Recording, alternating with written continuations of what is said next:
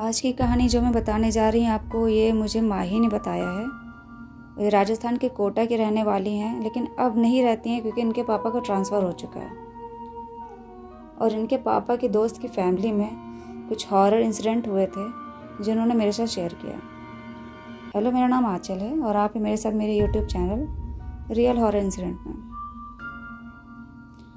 माही ने बताया कि जब हम लोग राजस्थान के कोटा में रहते थे तो हमारे पापा और उनके दोस्त, हम लोग का अगल ही बगल घर था। तो उनके जो पापा के दोस्त थे उनका नाम मनीष था और वो और उनकी वाइफ 2 लोग अकेले ही थे घर में और कोई भी नहीं था, उनके बच्चे नहीं थे।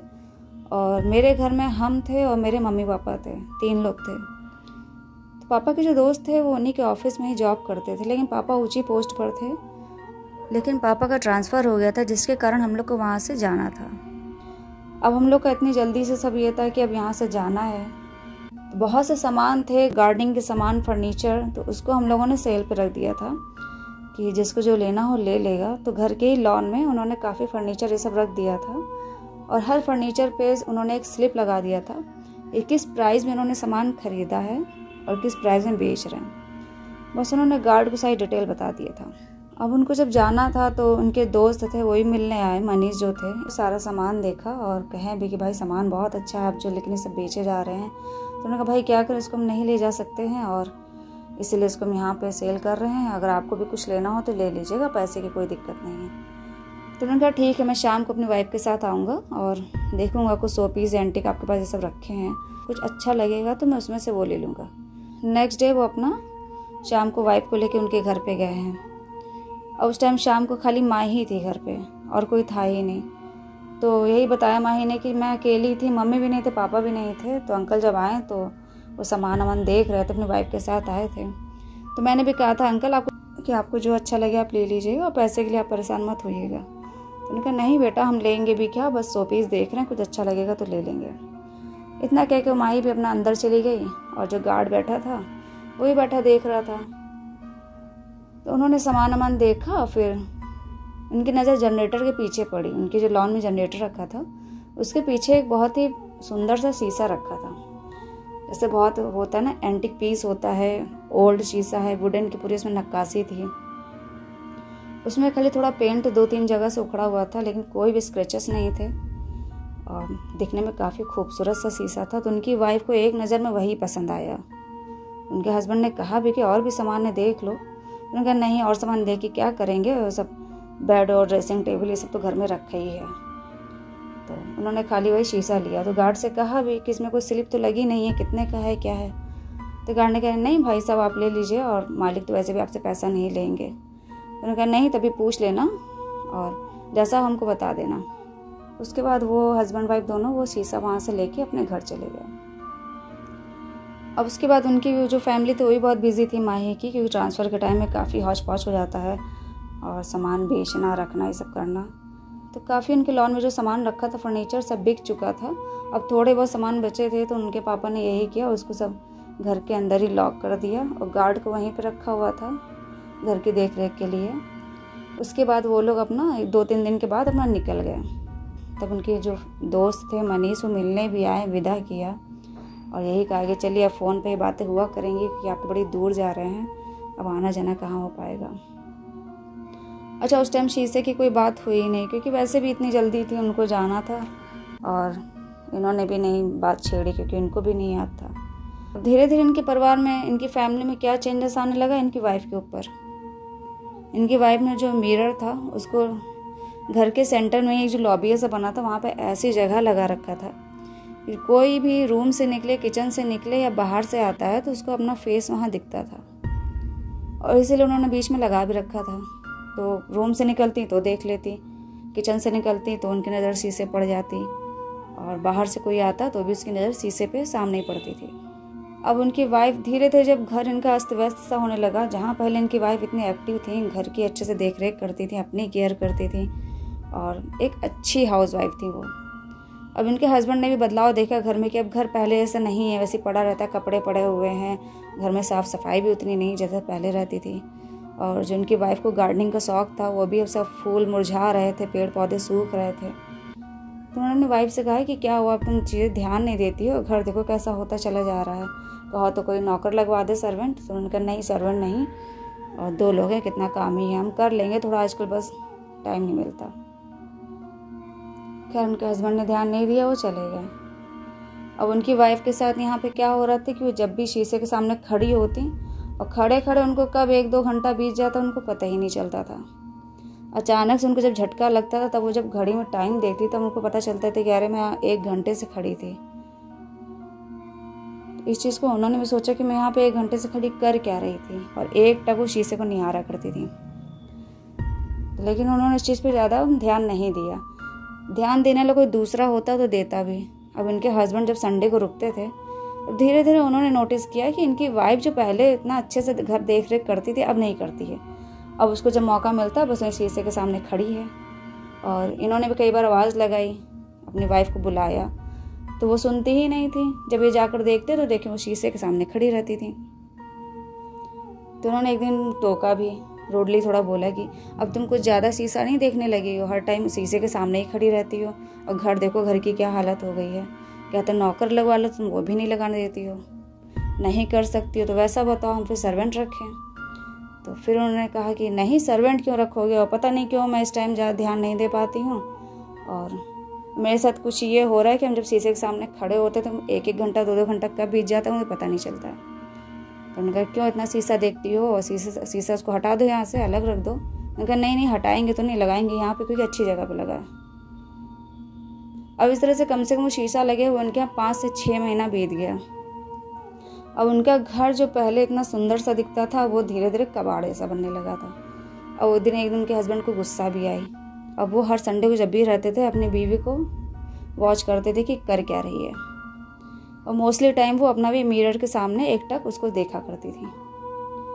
तो एक दिन उन्होंने अपनी वाइफ को बुलाया और बैठाया और समझाया कि तुम्हें हो क्या है, कोई दिक्कत है, कोई परेशानी है, कोई हेल्थ प्रॉब्लम है क्या, तुम इस तरह से क्यों इतनी देर तुम खड़ी रहती हो, तुम्हें खड़े होकर पैरों में दर्द भी नहीं होता है। मैं हर संडे को तुम्हें नोटिस करता हूँ, तुम कई घंटे वहाँ खड़ी रहती हो। तो वो भी सोची कि हाँ पता नहीं क्या हो गया, मैं इतनी देर तक खड़ी रहती हूँ और मुझे खुद होश नहीं रहता, जैसे लगता है वो शीशा मुझे अट्रैक्ट करता है। मैं कहीं से भी निकलती हूँ बस वहाँ खड़ी हो जाती हूँ। उनका इस तरह से नहीं चलेगा, या तो शीशा हम हटा देंगे या तो तुम अपने आप को चेंज करो। तो वो भी गुस्सा नहीं लेगी कि हटाओगे कैसे, इतना एंटिक पीस है, इतना सुंदर शीशा है, अभी तुम लेने जाओ तो हज़ारों रुपये फूकने पड़ेंगे, ये तो फ्री का मिल गया है। जब फ्री की बात आई तब उनको याद आया कि अरे हाँ इसका तो मैंने पैसा नहीं दिया था, तो और मैंने उनसे पूछा भी नहीं अपने दोस्त से कि इसका क्या दाम है।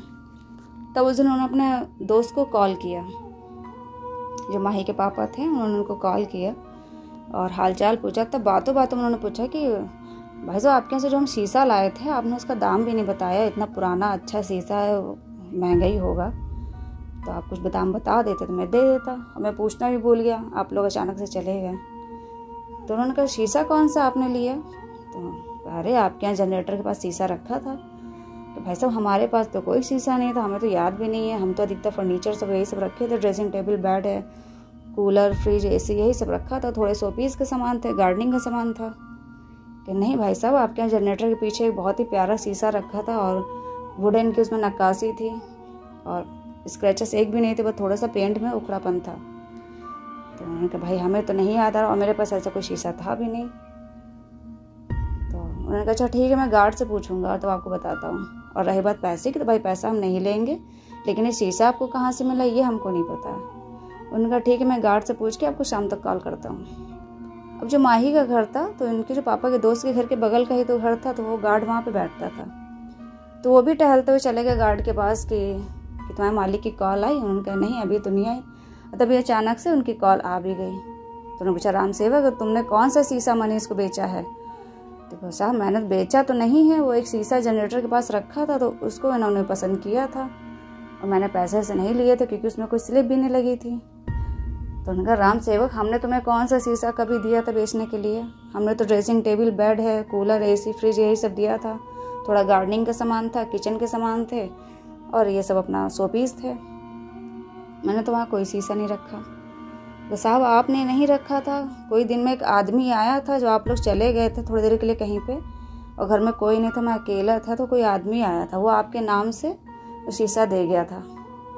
कि आपके साहब ने भेजा है और इसको भी यहाँ पे बेचना है। तो वो गुस्सा आने लगे कि अरे ऐसे ही तुम किसी का भी कोई भी सामान लेके मेरे नाम से कोई आया तुम बेचने लगोगे, हमने तो किसी को नहीं भेजा था। जब मैं दिन में निकल गया था कार लेके, तुम्हें पता है कि मैं निकल गया था, तो मैं किसको भेजूंगा। अब वो रोने लगा कि साहब हमें नहीं पता, आप 1-2 बार पहले भेज चुके हैं ऑफिस से कुछ इधर-उधर सा सामान, और वो भी आपके ही नाम से आया था, दे गया। वो बाइक से आया था और काफ़ी बड़ा बैग लिया था, उसी में से रख के लाया था। और मैंने दाम भी पूछा तो बोला कि दाम हम कुछ नहीं, जो जैसे ले दे देना, और जनरेटर के पास रख के चला गया। तो उन्होंने फिर फ़ोन काट दिया। उन्होंने फिर अपने दोस्त को कॉल किया और दोस्त उनके वहीं खड़े थे। तो जब बताने लगे उन्होंने कहा हाँ मैंने सुन लिया, मैं तो यहीं पे इसी के पास ही आया था ये सब देखने पूछने के लिए, तब तक तुम्हारी कॉल आ गई। तो हाँ यार मुझे भी नहीं पता है इसने कब ये शीशा ले लिया, कभी क्या किया है, मुझे नहीं पता। अब यहाँ मैं कुछ कह भी नहीं सकता हूँ, मैं तो इतनी दूर हूँ। अब देखो तुम संभालो कैसे क्या करना है, कुछ ज़रूरत होगी तो बताना मुझे। तो उन्होंने कहा चलो ठीक है रखो, मैं देखता हूँ।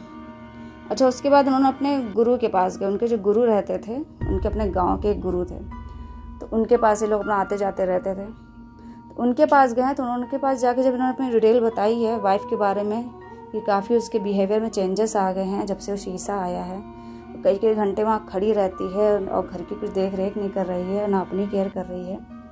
तो उनके गुरु ने कहा देखो ऐसा तो मैं कुछ नहीं कह सकता हूँ, या तो शीशा लाना पड़ेगा या मुझे लेके चलो। तो ठीक है आप बताइए जब आपको जाना हो, या तो अभी चलिए। उन्होंने कहा अभी नहीं, मैं तुम्हें कॉल करूँगा तब मुझे ले चलना। अच्छा तीसरे दिन फिर उनकी कॉल आ भी गई, तो मनीष जो थे वो गुरुजी को अपने घर ले आए। उनके गुरुजी जैसे घर में एंट्री की है तो शीशा सामने ही लगा था, और शीशे को देखते ही वो समझ गए थे कि शीशे में ज़रूर कुछ गलत है।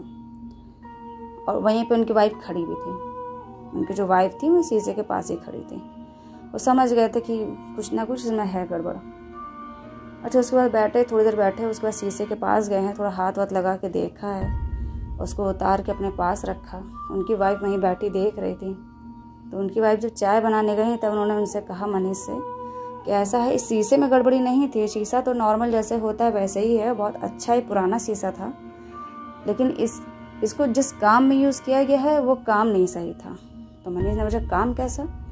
तो गुरुजी ने कहा कि ऐसा है बहुत से ऐसे जादू टोने, काला जादू ये सब होता है, तो उसमें कई तरह के सामान यूज़ किए जाते हैं। कभी कुछ गुड़िया है, कभी शीशा है, कभी सिंदूर है, बहुत से सामान ऐसे होते हैं यूज़ किए जाते हैं, लेकिन उनको बाद में डिस्ट्रॉय कर दिया जाता है कि कोई उसको यूज़ ना कर सके। और ये जो शीशा तुम्हारे पास है ये कभी उन्हीं सब किसी काम में इस्तेमाल किया गया है, और ये पता नहीं कहाँ से तुमको ये मिल गया है।